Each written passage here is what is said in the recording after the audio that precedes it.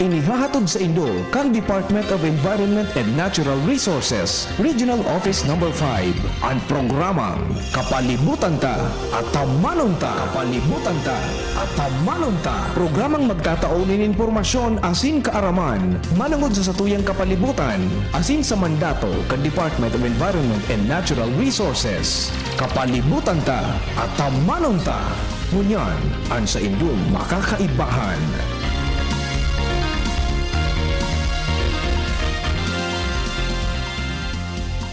Marhay na aga sa gabos ng mga paraantabay. Mga kaimanwa, kamusta po kamo? Ako po si Joan Montecastro para sa programang Kapalibutan Ta at Tamanon Ta. Makakairibanin din do kami ngunya na Webes, Petsa 3, kan bulanin Abril, taon 2025. Mapaabot kami sa Indo ng mga impormasyong may kinaaraman sa pang-urual daw na buhay bilang sarong namamanwaan na nagmamakulog sa satong kapalibutan.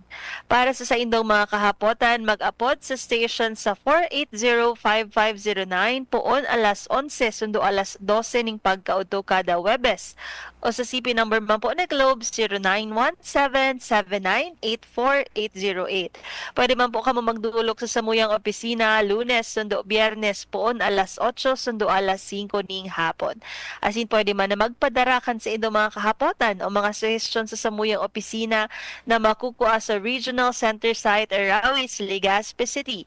Kami sa Indoman na antabayan sa internet, as in sa Facebook page, Candizi GB. Ang DENR Ini sa Mundial. tiripunan kan mga bareta sa DENR. Aktibidades sa implementasyon kan mga programa kan Department of Environment and Natural Resources, lokal asin nasyonal. Anion ang sa Indong tagapagbareta. Arangon yan.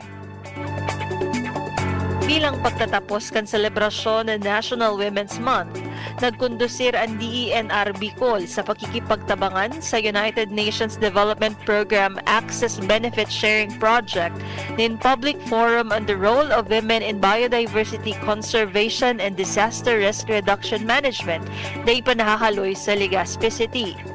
Sa iyang mensahe, tinawang duo ni Red Francisco Emilia Jr. na kaipuhan ang partisipasyon kan kagabsan sa pagpreserbar kan biodiversity asin pagmanihar kan posibleng peligro kan kalamidad. Asin saro ang mga kababaihan ang nahihiling niyang pirming nasa inotan sa oras din bayanihan, pag-ataman kan komunidad, kapalibutan, asin kan sa tuyang natural na yaman. Obheto kan forum na ini na mas mapataas ang kaaraman kan mga partisipantes sa disaster risk reduction, kahandaan sa pag-atubang sa kalamidad, asin pagpreserbar kan sa tong biodiversity.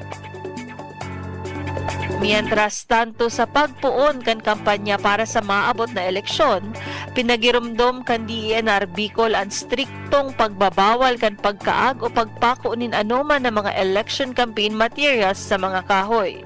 Sigun kay Red Francisco Emilia Jr., ang mga campaign materials kaipuhan ikaag sa mga designadong lugar na itinalaan kan Commission on Elections o COMELEC, hulita saro ini sa nagkakausa nin destroso sa kondisyon kan mga kahoy asin direktang pagbalgar sa lay. Ang si Isay man na magbalgar asin mapatunayan na nagkasala, papatawa ni nagkakanigong padusa sigun sa Presidential Decree 953 asin sa Republic Act No. 3571. Pagkakakulong sa laog ning 6 na bulan hasta 2 taon, umulta sa kantidad na 500 sundo 5,000 asin parehas na pagkakakulong asin multa ang penalidad basit sa PD 953. Ini ang katiripunan kan mga bareta sa DENR ngunyan.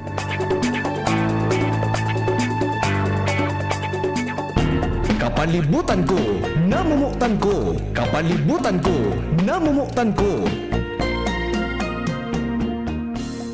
Sarong makakalikasang aldaw po sa giraray sa satuyang mga paraan tabay. Enot po sa gabos, gustuing bation ang mga mahihigos na personahes kan Office of the Regional Executive Director sa pamamayo po kan samuyang matibay na direktor na si Red Francisco Emilia Jr.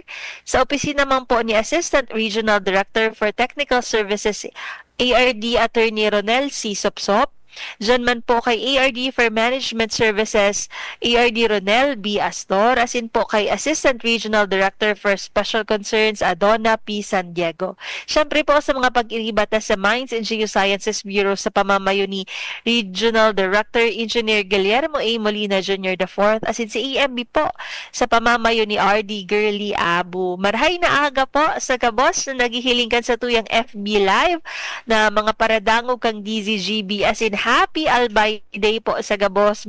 Aramta na holiday sa aldaw na ini, as in nagsiselebrate kit ka kang Albay Day. As in, sa mawot mi po na maski holiday, nakaantabay man po giraray ka mo sa tuyang programang kapalibutan ta at amanan ta. Saldo po na ini, pag-uurulayan ta ang importansya kan mga protected areas sa rehiyon Bicol. Ano ini, sa ini, asin paano ini mapapangatamanan sa paagi kan mga nag-exister po na mga lay asin polisiya.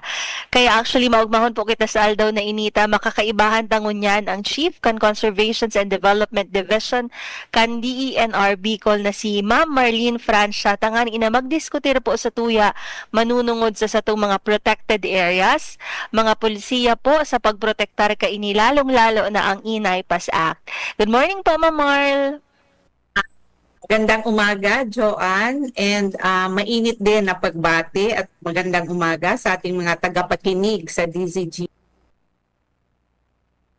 Batiin ko na rin, Joanne, yung ating Regional Executive Director, si Francisco Milla Jr., ang ating ARD for Technical Services, si Attorney Ronel C. Sopsop, ang ating ARD for Management Services, Ronel B. Astor, and ang ating special concerns na ARD din, si Ma'am Adonna P. San Diego. And of course, syempre, yung aking mga kasamahan sa CDD po. Yan, shout out po sa gabos na naghihinan nyo kasi nakaantabay na mga personahes dyan sa CDD. Aram mo, Ma'am Marl, maski Albay Day, yaon kita sa tuyang programang kapalibutan ta at amanan ta, tangani ina magpaapot sa tuyang mga kaiman mo kaining impormasyon manunungod sa protected area. Happy Albay Day, Ma'am Marl. Aram tang holiday Yes, sa aldaw na ini, pero naka-air po ang sa tuyang programang kapalibutan ta at amanan ta. Sabi ta nga ni Imam Kasubago, pag-uurulayan ta ang manunungod sa protected area. Siguro po, ang sa tuyang mga paraan tabay, mahapot, paano ngaya masasabi na ang sarong lugar, protected area? Ano po ba ang definisyon para apo doon ang sarong lugar na protected area? So, sa ating pong mga tagapakinig, base po sa ating National Integrated Protected Area System, naka-define po or ang protected areas ay tinatawag na portions ng land and water natin na sinet aside by reason ng kanilang unique physical and biological significance and managed to enhance yung biological diversity natin and ma-protect against sa mga destructive human activities natin ng mga and mga exploitation ng mga communities. So, ini po pala, Ma'am Marl, ang definition, pag sinabi tang protected area, igwaduman na unique. Kumbaga, duman sa na mahihiling sa lugar na ito na physical, as in biological significance. Kung iilingon ta ang definition kang protected area, unique, physical, and biological significance, talagang dapat na protektaran ta ining lugar na ini. Lalong-lalo na duman sa mga hazards na hali man sa nasatuyang mga tao. Ano po, kaya nagikaigwa kitang regulasyon. So, Ma'am Marl, paano po, igwa po bang mga kategorya ining mga protected area or may manlain-lain po ba kitang mga klase key protected areas? Yes, Joanne. So, base po sa ating laye, meron po tayong 8 na categories ng ating protected area. So, meron tayong tinatawag na strict nature reserve, meron tayong natural parks, kung saan meron tayong 6 sa Bicol region. So, mamaya po baka mabanggit natin yung mga categories at mga examples. So, meron din tayong natural monument, wildlife sanctuary. So, meron tayo nito sa Buhi. Ito yung tinatawag nating Buhi Wildlife Sanctuary. Meron din tayong tinatawag na protected landscapes and seascapes. Meron tayong resource reserve.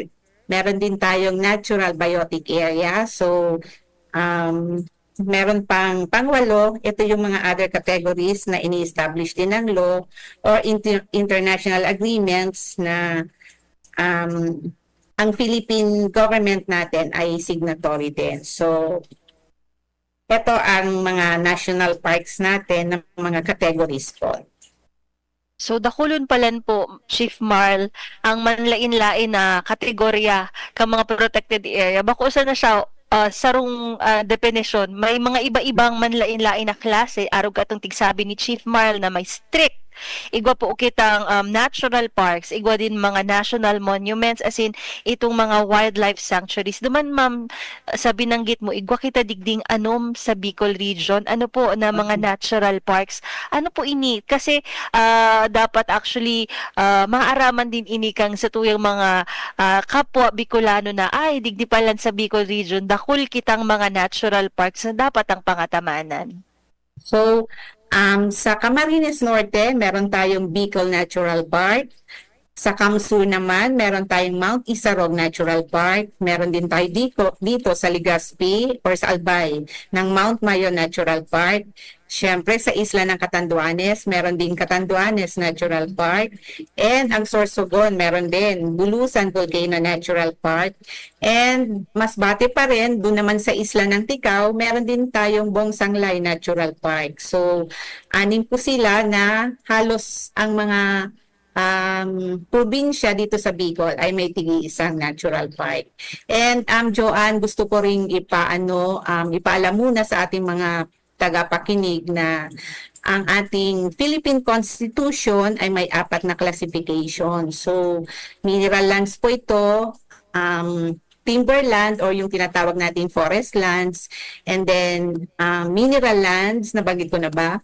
And pang-apat dito yung national park. So, under our Philippine Constitution, 4 po ang ating classification ng kalupaan. And eto nga, kasama dun sa 4, yung national park. So, napaka-importante kasi imagine mo, part siya ng classification under our Philippine Constitution.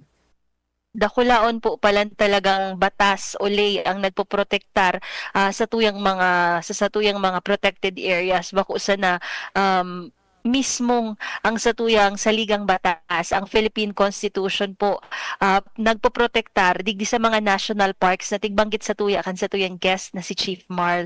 So Chief Marl, since digdi sa Bicol region halos na nakascatter, gabos na halos na mga probinsya, irigwa kita ki mga national parks. Pero siguro ang kahapotan ta, aram ta na may benepisyo ini for economy, may benepisyo ini for ecotourism. Ano po, paano ta po ba siya marireconcile o ano ang middle ground kang benepisyo kang ekoturismo asin sa seguridad kang sa tuyang mga protected areas? Where do we define the middle ground? Ang ating mga protected areas, so dahil nga karamihan sa kanila ay may mga unique characteristics, so karamihan din sa kanila ay potential or tinatawag nating ecotourism areas na din. So katulad ng Bulusan Volcano Natural Park, so malaki ang ecotourism areas niya or dinadayo siya ng mga turista natin. So nagkakaroon muna ito ng ecotourism plan and then management plan. So dapat yung ecotourism plan niya ma-mainstream sa pinaka-management plan ng protected area. So in this way na i-ensure natin na hindi na mapapangalagaan pa rin ang ating protected area despite ng tourist arrivals or influx din ng mga tourist natin. So Bicol Natural Park, marami din siya. Actually, may falls din doon, yung Bahi. So Bahi Falls. So part siya or within siya sa Bicol Natural Park. So sinisiguro natin na ang ating mga interventions doon, ang ating mga initiatives dapat naka-align sa ating management plan ng isang PA. Actually, magayon ining nabanggit mo, Chief Marl, kasi ang saro pa lang protected area, nagkakaigwa din siyang ecotourism plan. Kung baga, bago siya mailuwas for tourism, dapat igwang plano. How do we manage the protected area? Kaso bago po nabanggit na din na protected. Yes po. Gusto ko din lang idagdag, Joanne, na itong na-formulate ng mga PAs na ecotourism plan, ina-approve pa rin po ito ng Regional Ecotourism Committee, na kung saan ang chairman niyan ay yung sa ngayon kasi nailipat na sa chairmanship ng Department of Tourism ang Regional Ecotourism Committee. So members pa rin dyan yung mga provincial tourism officers ng kada probinsya, and of course merong mga representatives din sa atin. So kung ang protected area ay sa Sorsogon, so ang provincial tourism and even yung municipal tourism officer na kung saan makikita yung ating protected area ay uma-attend din po ng Regional Ecotourism Committee meeting natin. So, igwa palan ka ini, Chief Marla, nag-exister na Regional Ecotourism Committee na kung saan mahihiling ta na whole of government approach siya. Bako sa na DENR, bako sa na DOT. Sa ngunya na taon, ang chairmanship niya on sa Department of Tourism, ano po? And sa mga... Agwas. Apo. Agwas. Apo. Hello po sa inyo dyan, sa mga taga-Department of Tourism. Good morning po.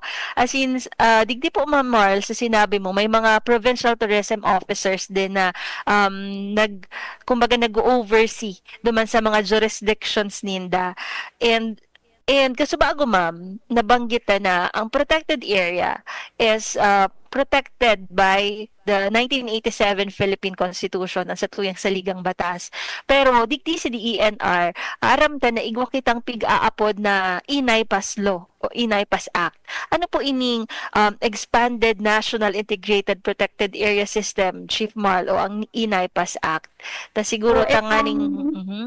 Sige po. Joanne, itong Inaypas ay Expanded National Integrated Protected Area System. So ito yung Republic Act na nagde-declare sa protected areas and providing for their management, amending for this purpose Republic Act number 7586, ito yung dati po, or otherwise known as the National Integrated Protected Area System, or the NIPAS Act of 1992 and for other purposes. So yung 7586 na RA, na-expand po ito. So ito na po yung tinatawag natin ngayon na Republic Act 1138 or the E-NIPAS Law. So iyo po palan ini ang kumbaga lay na nakasentro sa pagprotektar din talaga kaining sa tuyang mga protected area. Pero hindi po sa tigbanggitang batas. Ano po ba ang mga programa as in aktibidades? Lalong-lalo na aram ko, Chief Marl, nasa bulk ang bulk ang trabaho niya on sa Indo dyan sa CDD, digdi sa mga conservation efforts na igwa kita under the Inaypas Law. So under sa ating expanded NIPAS law, magka-create ng mga protected area management offices to be headed syempre ng ating protected area superintendent or yung tinatawag nating PASU, and nagde-designate din tayo sa ating opisina ng mga assistant protected area superintendent. So kaya for Ticao-Buri as past protected seascape, ito ay isa na namang category ng PA, yung protected seascape. So, ang Ticao-Buri as past protected seascape, ang pinakamalaki na protected area dito sa atin sa Bicol Region. And second din siya nationwide or next to Tanyon Strait sa Cebu, ang TBPPS. So, second siya sa largest in terms of area. So, kaya dahil nga dito sa mga activities na ito, so na-approve ng DBM ang magkaroon ng itemized positions. So, meron tayong 44 na positions na na-create for this TBPPS, and actually yung 22 ay i-fill up na this after elections. So, magandang balita po yun. So, madadagdagan ng ating manpower. So, isa pang activity natin dito sa PA ay of course yung operationalization ng Protected Area Management Board, kung saan ito po ang ating governing body ng isang protected area. So, meron din tayo mga preparations, updating, implementation ng ating PA management plan, which is requirement po after na maging protected area. And then, syempre, kailangan ding magkaroon ng boundary delineation ng isang protected area. So, delineation and demarcation actually ng isang PA. Then, kailangan din syempre natin magkaroon ng development, construction ng mga climate resilient protected area facilities and infrastructures. And dun sa may mga dati na, so minemaintain natin ito ng mga facilities nila. So, kung kunyari doon sa Mount Mayon, so may mga dati na silang PAMO office doon, minemaintain natin yun. And then, meron din tayong survey ng mga protected area occupants. So, importante yon. Then, syempre, meron tayong biological and socioeconomic assessment and monitoring kung saan nagkakaroon tayo ng biodiversity monitoring system or yung BMS na kinakandak natin semestral dito po sa ating mga protected areas. Ito po ay para naman magkaroon tayo ng baseline or ma-assess natin through time kung ano talaga ang trend ng mga biodiversity natin sa isang protected area. So, kinakandak din natin yun. And then, of course, kailangan din natin ng mga development and magkaroon tayo, mag-source out ng mga funding sources or mechanisms para doon naman sa ating mga ecotourism areas. Nagkakaroon tayo ng integrated protected area fund kasi syempre kung may mga nagkakaroon tayo ng income through collection din ng fees doon sa mga like sa Bulusan, nagko-collect tayo ng environmental fee, entrance fees, so mga ganon, parking fee, which is also being approved naman by the family. Hindi naman pwedeng basta lang nagsabi si Liana na 50 pesos ang entrance fee. Meron naman po tayong sinusundang guidelines doon para kung magkano lang ang dapat na fee. And it should be approved syempre ng ating Protected Area Management Board. Tamang-tama ini Chief Marl na tigbanggit mong mga Integrated Protected Area Fund. Kasi po baga, arani na ang Holy Week, I am pretty sure ining sa tuyang mga kaimanwa, masuriming, maruluwas, kaiba ang sinidang mga family members. Pero baklay mo na po kita magpangadji bago mag-swimming.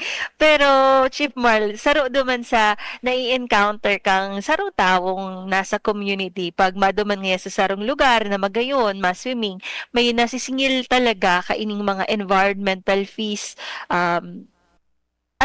Paano ini tiga justify sa satuyang mga listeners? Kanganina, di magkulog ang mga buot.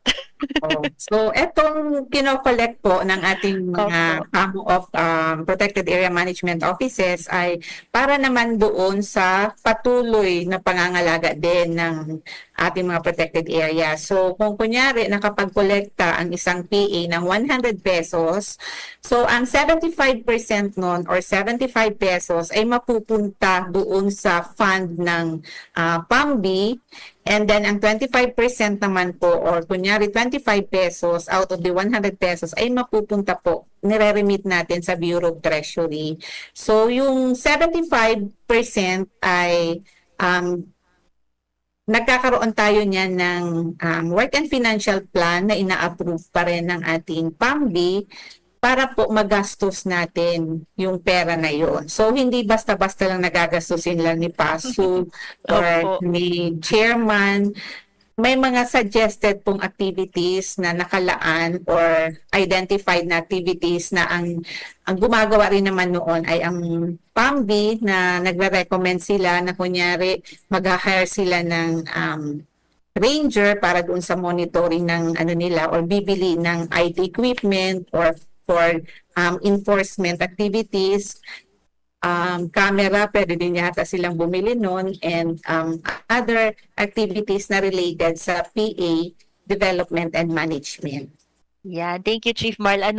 Naliwanagan kita digdi sa mga environmental fees kasi ang application na tiga halat tiga gamit talaga sa community iyo ini ang namamatian at least na eksplikar ta na with accountability and transparency aram ta kung sa ina papaduman ining mga fees na ini which is maray na padalagan kang mga protected area. Pero pa po Chief Marl nabanggit mo na since nakulaon palan ang saklaw kaining TBPPS, congratulations na magkakaigwa po pala na hiring after kang election ban.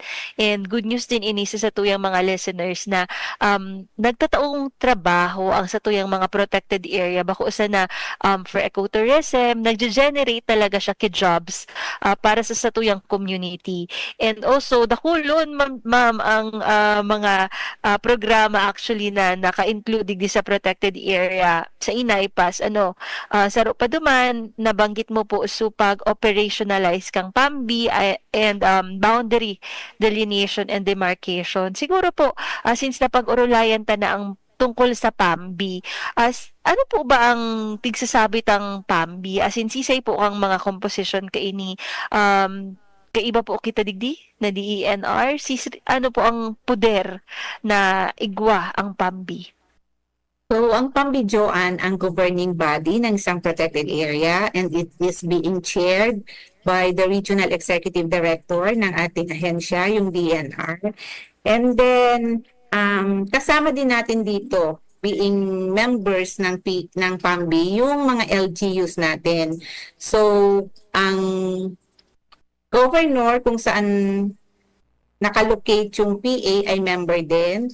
So, ang mayor, member din. So, kunyari, ang Bicol Natural Park, kung ang location ay sa Bahi or sa Lupi, member ang mayor ng Lupi sa PAMBI. So, ang senator din, kung halimbawa, permanent resident siya sa isang lugar kung saan nandun yung PA, is a member also. Also, yung mga congressman natin kung saan makikita ang ating PA, pati mayors and barangay captain. So kung naalala mo yung sa Bohol issue na isang protected area, yung Chocolate Hills kung saan yun nga yung sabi natin nagkabuhol-buhol ang protected area. Dahil di ba kung naalala nyo naging controversial because nga nakasuhan ang 95 I think na members ng PAMBI. So kasama kasi doon ang mga barangay captains kung saan makikita yung PA. So, kasama rin natin dito yung regional directors ng national government agencies, yung NEDA, yung Department of Science and Technology, yung PNP or Philippine National Police, and yung Department of National Defense. So, dapat meron ding 3 representatives from either an NGO or PO. And dapat meron ding kahit isa but not more than 3 na representatives from yung tinatawag nating mga indigenous peoples or yung mga IPs na makikita din sa isang PA.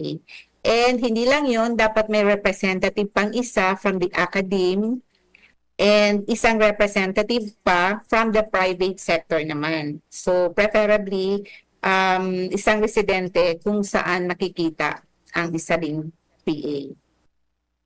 So, ini palan Chief Marl na Protected Area Management Board. Kung baga, igwa siyang checks and balances.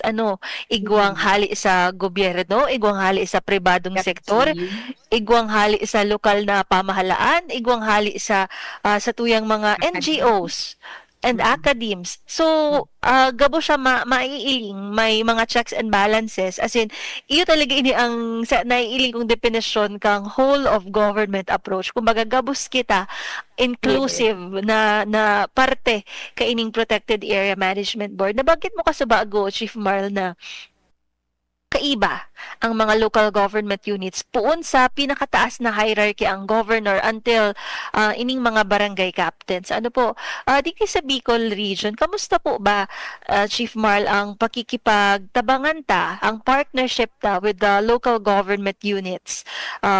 Okay po ba? Makusog po ba ang satuyang partnership with them?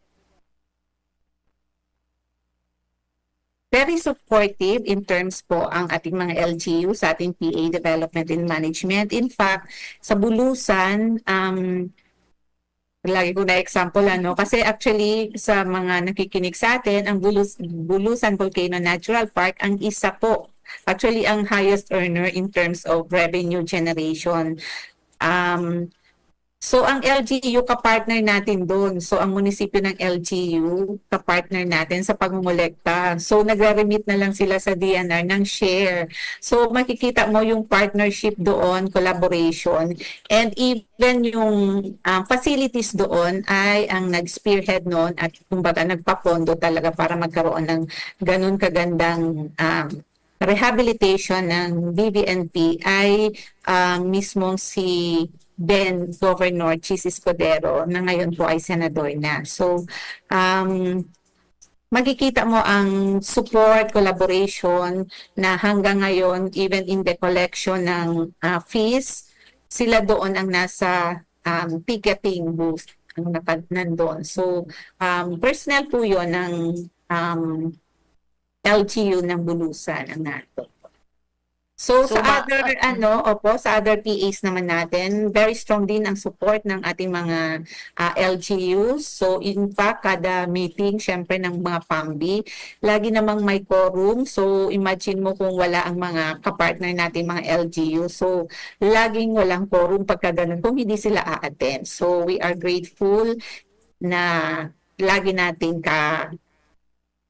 may cooperation and may support ang ating mga LGU sa ating PA Development and Management. And gusto ko ring ibanggitin, Joanne, na ang ating mga PAMBIS, kasi baka malimutan ko, ang ating mga PAMBIS ang nag-oversee ng management ng isang protected area. So, ina-approve nila ang mga policies, yung mga plans and programs, proposals, agreements, and other related na mga activities na ginagawa sa isang protected area. So kaya nga kanina nabanggit ko na yung nag-generate na income ng isang protected area, yung PA or yung PAMBI ang nag-a-approve ng mga proposals.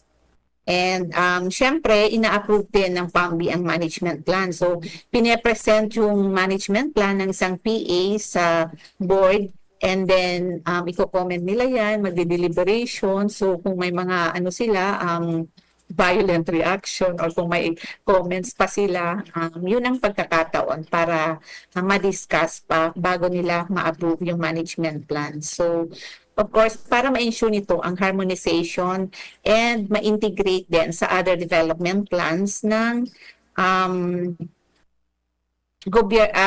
development plans ng province or ng munisipyo. And syempre, kailangan ma-adapt din yung manual of operations ng isang protected area ng Protected Area Management Board. So, kailangan, kumbaga, ang manual of operations kasi dito, makikita, parang itong Bible ng isang protected area, ito yung susundan nila na mga procedures, rules and regulations, kung ano ang gagawin, ano yung mga do's and don'ts sa isang protected area, paano i-manage, so nakapaloob sa manual of operations. So, recommend din ng deputation ang isang PAMBI. And ang importante dito, yun nga sabi ko, nagsiset ng fees and charges in accordance pa rin. Siyempre, with existing guidelines. So, may sinusundan. Hindi naman basta sinabi lang ni PAMBI, o dapat ang video coverage sa isang protected area 10,000 or 50,000. So, meron tayong ceiling lang or pwede namang mag-arrive at decision din ang PAMBI kung magkano, pero merong minimum na merong minimum na kinokollect na cost para doon sa per activity. So, nakapaloob doon din. Kunyari, kung Filipino, mas lower, pero kung foreigner, doon sa mga entrance fees kunyari, ang Filipino, so kung 10 pesos, pag foreigner, 20 pesos. So, may ganun tayo. Mas mahal pala ang jeep Mas mahal pag foreigner. Siyempre, nandito tayo sa lupang may sinilang. discount kita, may discount ang mga Pinoy. Pag AFA, mas mahal. And gusto ko rin idagdag Nagre-recommend din syempre ang PAMB kung halimbawa meron pang mga policies na kailangang i-adapt. So, kailangang baguhin. So, pwede nila itong ipropose sa PAMB na i-adapt. And syempre, minomonitor din ng PAMB at ina-assess ang performance din ng protected area superintendent. So, may actually sa mga ano sila recommend kung sino ang gusto nilang paso or apaso. So, May hand balansin na yeah, duman. yeah, oo. Kaya kasi usually lahat muna for now mga designated lang ang ating mga protected area superintendents. So, pag nagbago or may bagong na de-designate, pinapakilala ito sa PAMB and then nagmo-motion na recommended ng na may resolution na recommended kunyari ng PAMB. Ng yung PAMB. paso at nakapaso. And then, syempre, para ma-assess din ang effectiveness ng ating mga empleyado, yung mga, syempre, hindi lang naman kasi paso-paso, may technical staff din sila. So, meron silang mga technical support staff, meron silang mga rangers na tumutulong sa kanila para magkaroon ng monitoring din within the protected area. So, malaking bagay. Dakula. Tigdi po, Chief Mar, sa nabanggit mong dakulaon po ang trabaho kang bilog na Protected Area Management Board. And in connection with this, aram ta na bako madali ang mga tigigibo kang PAMB, bako madali ang pag-implementar kang INAIPAS Act. So, siguro kahaputan ta, Chief Marl, dahil igwa ng legal na mekanismo, taganing protektaran ining mga protected areas ta. Igwa po bakit tang mga challenges o kadipisilan na nai-encounter in implementing ining sa tuyang INAIPAS law. Pero bago po simbagon, inikan sa tuyang guest na si Chief Marl, mabalik po kita sa tuyang programa. Time check po, it's 11:30 in the morning.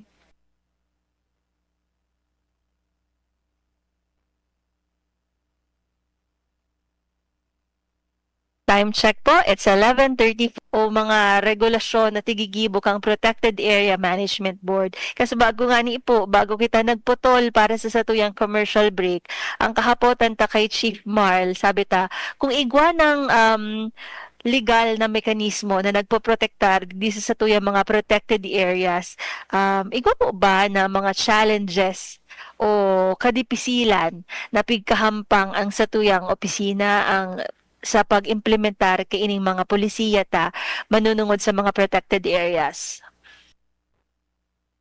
Yes, Joanne, marami. So, on our part, syempre dahil hindi pa siya talaga fully funded yung sa operationalization ng ating mga protected area management offices. So, syempre may kakulangan pa rin tayo in terms sa manpower sa mga monitoring natin. Meron ding sa funding, syempre, dahil ang dami-dami na nationwide ng ating mga protected areas. So, medyo limited din ang funding ng kada isang protected area. And syempre sa implementation ng mga sa INAIPAS Act, yun ang medyo talagang may challenge. Actually, kung kunyari, example natin, itong Ticao-Burias Pass Protected Seascape, before syempre na maging protected area ito, so dahil kung kunyari kung A&D sila or forest land, ang legal easement lang doon ay 20. So nung maging PA siya, naging 40 meter na siya. So kaya nagkakaroon, ang apektado nito yung ating mga resort owners or yung may mga establishments doon sa mga 40 meter easement natin. So nandun ang challenge doon. And syempre dahil naging protected area na siya, meron talagang mga nakapasok na mga may titulo na. So na A&B din na within protected area. So, ang rights naman nila doon sa may mga titulado ng lupa ay protected naman ang rights or vested rights nila. So, kailangan lang ng magandang or may paliwanag sa ating mga stakeholders na hindi naman dapat kailangang pangambahan kasi na mapaalis sila. So, sabi ko nga, respected naman ang vested rights nila na kung titulado na sila prior pa ng proclamation na maging PA, hindi naman sila paaalisin. Pero yun nga, ang sinasabi natin dito, dapat yung mga developmental activities nila na dahil nasa PA na should harmonize with the protected area management plan. So, dapat nakapaloob yun. And of course, gusto ko rin ipaalala sa ating mga listeners na kung may mga activities at alam yung nasa protected area kayo or yung proposed activity nyo, ay kukuha po tayo ng protected area management board clearance o PAMBI clearance. So, dapat magkaroon po ng resolution na ina-approve po yung inyong activity or any developmental intervention sa lugar nyo. So, kunyari, magpapatayo ka ng building or may project, kahit mga government agencies like yung DPWH, kung meron silang road opening, kung meron mang repair ng kalsada, mga constructions ng tulay, at alam nating nasa loob ng protected area, kailangan pong i-present ito natin sa Protected Area Management Board meeting, which is undertaken quarterly po ng kada protected area. And minsan naman kung talagang urgent yung project, kasi yun na nga kung parehas nitong mga infra natin na government funded din ng DPWH. Minsan nagkakandak po tayo ng special PAMBI meeting just to accommodate po yung presentation ng mga projects na ito. So, para ma-ensure din na mapapag-aralan talaga itong project na pinopropose or i-undertake sa isang protected area, dumadaan muna ito sa Project Development Committee ng isang protected area. So, ang PAMBI kasi, lalo pag malaking protected area like the PBPPS, so may committee, ang kanya-kanyang committee. So, meron silang Project Development Committee or PDC, meron ding Enforcement, meron ding Biodiversity Conservation Committee, na talagang ini-ensure na dadaan sa kanila ang anumang proyekto na isasagawa sa isang protected area. So, yun ang gusto nating ipaabot sa ating mga listeners na para din hindi tayo magkaroon ng problema in the future, ma-show cause order o ma-issuehan tayo ng notice of violation.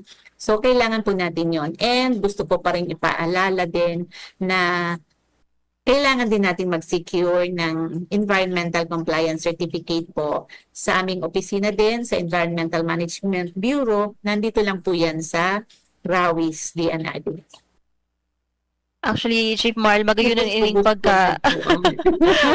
pagka-explicar mo sa Muya kasi para pala magkaigwang developmental activity, kaipuhan talaga ining PAMBI clearance na tigaapod na kung saan dapat ang PAMBI ma-approve or ma-issue kay resolution na naga-approbar duman sa sarong activity or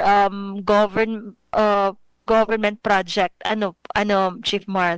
So, dakulon siyang proseso na pag-aagihan, hilingon mo na ini pag-aadalang mabusisi kang sa tuyang PAMBI. At asin sabi nga ni Chief Marl, maski sabihon tang urgent or kaipuhang idalion ang sarong proyekto, magkakaigwa mang gilayon ki special PAMBI meeting kung baga. Tangani na ma-oversee ining mga developmental activities na ini.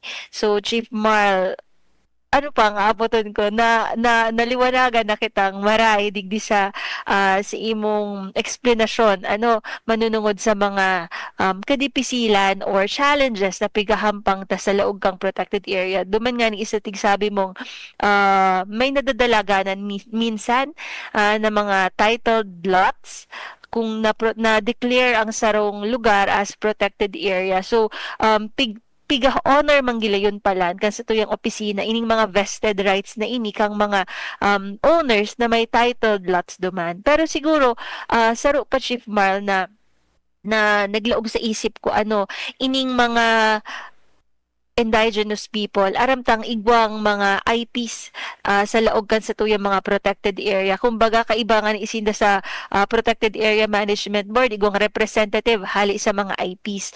Ano po ang how do we address ining mga customary rights kaining mga indigenous people na nyaon man po na nakaistar sa laog ang mga protected areas? Siyempre, dahil nandyan na sila prior pa man sa declaration ng isang area na maging protected area, nare-respeto natin ang kanilang rights. So, member din sila actually din nga ng PAMBI, di ba? Kanina nabanggit ko. Opo. So, para marinig din ang boses nila. So, yun, kung may mga projects din, kailangan ding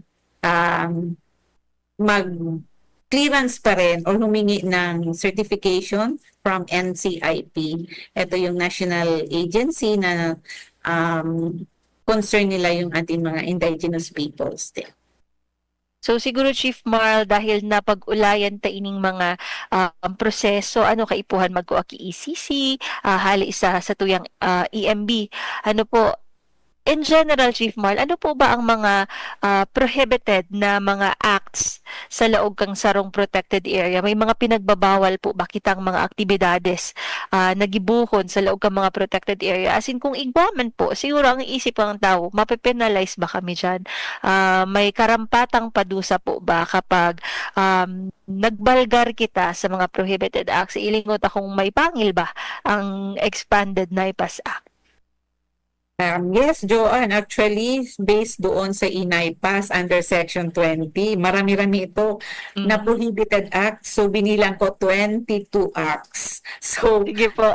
oo, una dito yung poaching, killing, destroying, disturbing ng any wildlife, including yung nasa private lands na sa loob ng isang protected area. So, bawal ang pagpatay, ang pag-destroy ng any wildlife. And syempre pangalawa, yung hunting, taking, collecting, or possessing lang ng isang wildlife or byproducts na makukuha sa isang wildlife ay pinagbabawal din. So, kahit po ang pagputol, paggather, pagtanggal, or pagkolekta ng isang timber within sa isang protected area, including sa private lands na nasa loob ng protected area na walang kaukulang permit at authorization ay bawal din po. So, ang daming bawal. So, ano pa lang yun? Pangalawa, pangatlo. So, meron pang pang-apat, possessing or transporting outside the protected area. So, kasama dito yung timber, yung forest products, yung wildlife natin, yung byproducts nun na makukuha sa loob ng isang PA. And eto sa ating mga, marine protected areas. Sinasabi dito ang paggamit ng fishing or harvesting gear and practices or any of their variation na nakakasira sa coral reefs, seagrass beds, or other marine life and their associated habitats ay pinagbabawal din po. So, dumami-dami na. Pati po ang pagtapon, using or causing to be dumped into or placed in the protected area ng toxic chemical, poisonous substance, or non-biodegradable material, untreated sewage or animal waste products or products whether in liquids, solid, or gas state, including pa yung mga pesticides and other hazardous substances ay pinagbabawal din po. So, ang pag-operate, actually kung susundin mo lang talaga ito, so ito pa actually ang pinaka-challenge sa atin, syempre, yung enforcement nito. Kasi alam naman natin, talagang hindi rin talaga nababantayan ng iilan lang naman ang Na 24/7. ng isang protected area. So, operating any motorized conveyance within the protected area. So, dito sa atin, syempre yung TBPPS kasi ito yung motorized conveyance na because nga, siya, protected seascape. And then, altering, removing, destroying, or defacing boundary marks or signs. Kasi ang ating mga PAs may nakalagay na ito ay isang protected area. So, may signage siya na sinasabing protected area itong isang lugar na ito, or kahit po yung mga markers na inilagay natin na kanina sa nasabi ko na kailangan ng demarcation, delineation. So may nilalagay kaya tayo doon ng mga markers para malaman kung saan yung boundary. So isa yon sa ipinagbabawal na bawal na tanggalin or i-deface yung boundary marks or signs. Isa pa sa ipinagbabawal sa protected area ay ang kaingin o yung pagsusunog. Opo.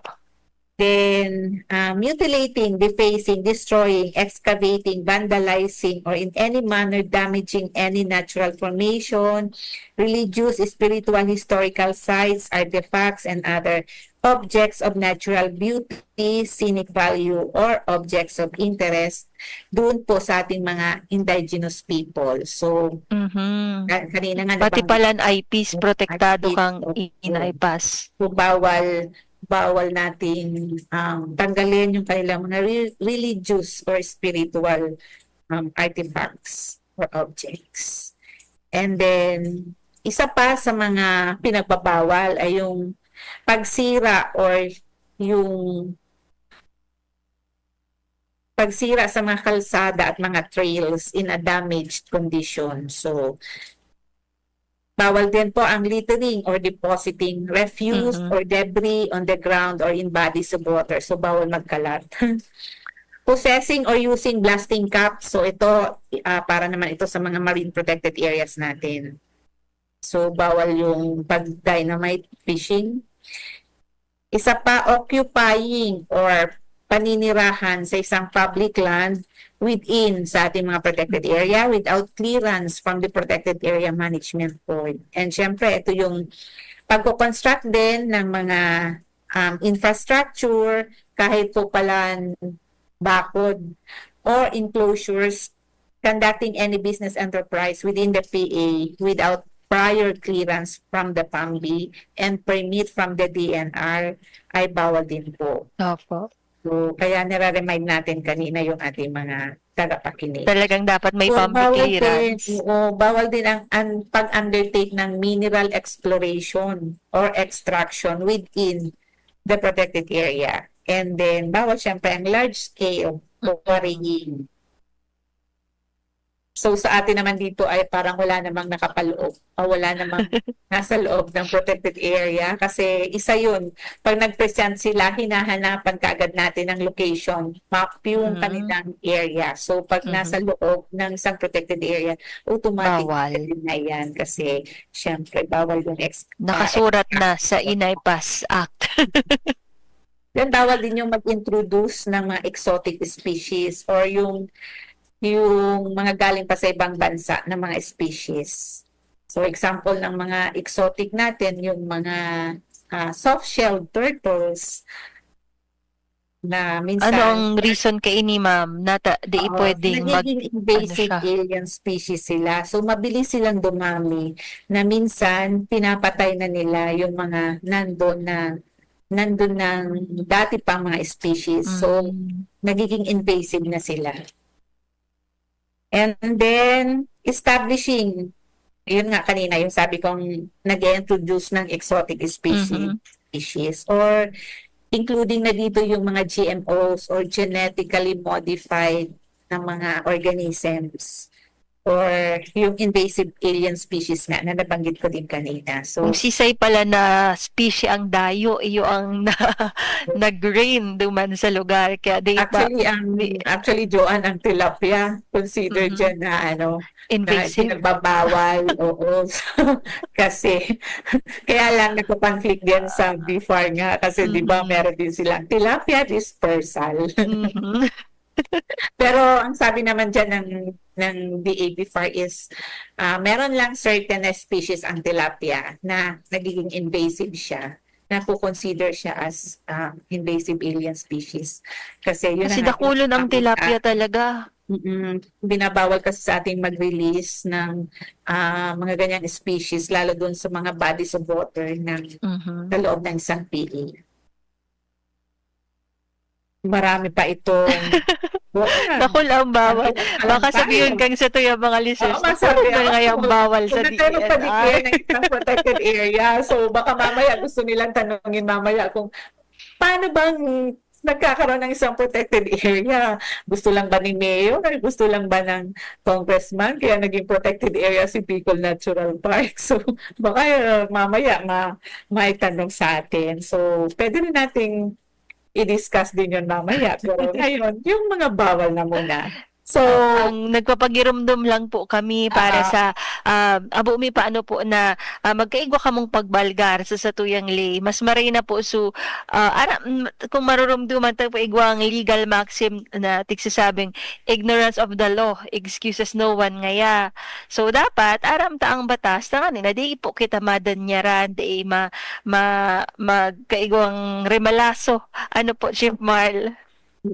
so ito pa yung isa, importante din ito, purchasing or pagbibenta or selling or paglilis, mortgaging or other portions of the protected area which are covered by any tenurial instrument. So meron kasing ibang protected area tayo na meron nakapaloob yung isang community-based forest management agreement. So, kung halimbawa mang nasa loob siya ng isang protected area, i-convert ito para maging PAC-BARMA, pero hindi pa rin niya pwedeng ipagbenta itong agreement na ito. So, bawal po yun. And then, pinaka-last na bawal is yung pag-construct ng any permanent structure. Ito yung nababanggit natin kana within the 40-meter easement from the high water mark of any natural body of water or issuing a permit for such construction. So, isa ito sa nire-require na kunyari ang DPWH may project. So, may certification siya from MGB or meron ding location map na ma-determine kung nasa loob siya ng 40-meter easement kasi bawal nga po yun sa isang protected area. Ano mo Chief Marl, na-appreciate mi ini na tigsaro-saro ta nag-run through kita kang gabos na mga prohibited acts sa laog kang protected area. Ano po?